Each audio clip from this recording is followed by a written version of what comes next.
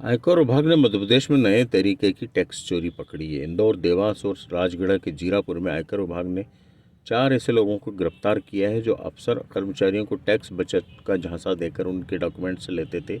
इसके बाद गलत टैक्स रिफंड करवाते थे। अब तक इनसे 15 करोड़ की टैक्स चोरी का खुलासा हुआ।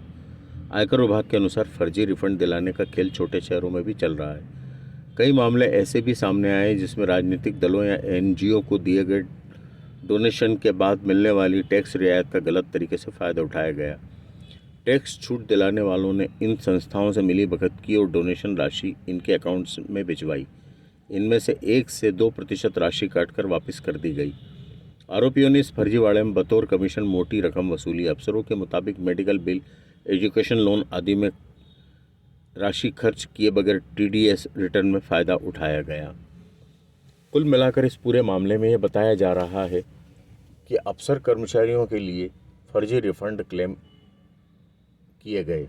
एक पूर्व सैनिक को पकड़ा गया है जिसके जरिए 2000 से अधिक रिटर्न फाइल किए गए। देवास में अभी तक हुई कार्रवाई में 5.854 करोड़ रुपए की टैक्स चोरी सामने आ चुकी है। आंकड़ा अभी और बढ़ेगा। राजगढ़ जिले के जीरापुर जैसे छोटे शहर में एक युवक ने 230 रिटर्न फाइल किए और 60 लाख रुपए से अधिक की टैक्स चोरी कर ली। बताते हैं कि इन लोगों के निशाने पर फैक्ट्रियों, सरकारी उपक्रमों और सुरक्षा एजेंसियों में काम करने वाले कर्मचारी शामिल हैं। आयकर विभाग ने टैक्स सिस्टम को सरल बनाने के लिए ऑनलाइन प्रक्रिया अपनाई, लेकिन अभी टीडीएस रिटर्न के महज 0.1% की स्क्रूटनी की जा रही है।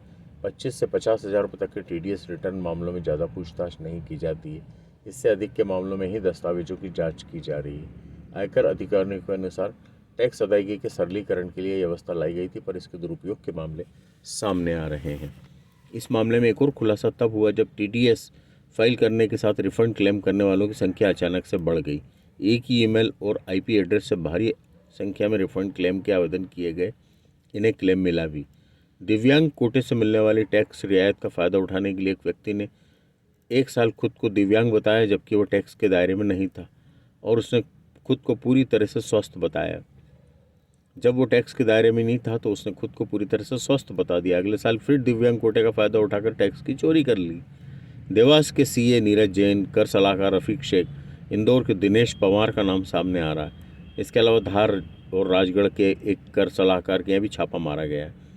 इंदौर में कार्रवाई की जद में आए दिनेश पटेल अभी पूर्व आर्मी ऑफिसर है, जो कुछ बड़ी कंपनियों में काम करने वाले उच्च सैलरी के लोगों को टैक्स में छूट दिलवाने के लिए कई तरह से क्लेम लगा कर देते हैं।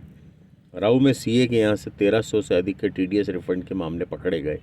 2 साल में इन फर्जी रिफंड से 8 करोड़ रुपए की टैक्स चोरी की गई है। कुल मिलाकर प्रिंसिपल चीफ कमिश्नर पुरुषोत्तम त्रिपुरी का कहना है कि कुछ टैक्स प्रैक्टिशनर्स गलत कटौती और छूट के माध्यम से फर्जी रिफंड्स को बढ़ावा दे रहे हैं। इसे रोकने के लिए आयकर विभाग ने टैक्स प्रैक्टिशनर और संस्थानों को चिन्हित किया है।